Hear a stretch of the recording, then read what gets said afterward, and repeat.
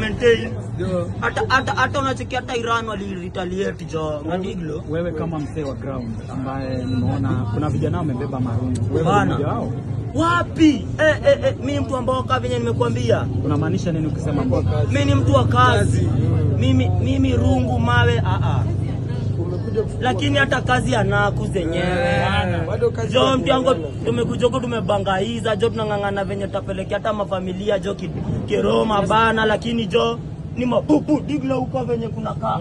Diglo huko bana jo ni moshi tu, ni moshi, hata tuone hata sikuoni saa hii ni moshi tu vijana.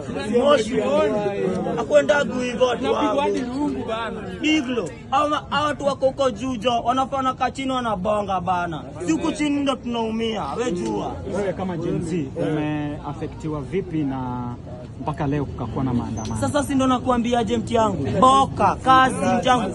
Mimi ni mtu nakwaga nimejituma, una Diglo mimi nimejituma, mimi nimejimatu mbaya, lakini sasa wakikuja tuharibie shughuli imebaki ni kufanya nini? Una Diglo wakija tuharibie shughuli, sina jaribu kupiga shughuli legit, lakini jo venye naenda bado kikani kama nyongolo bana jujo. Sasa nyawe hakuna shughuli. Kijana na faria wako na familia. Utaendoaje hivyo bana? Mimi napeleka na Riang jo. Siku zote.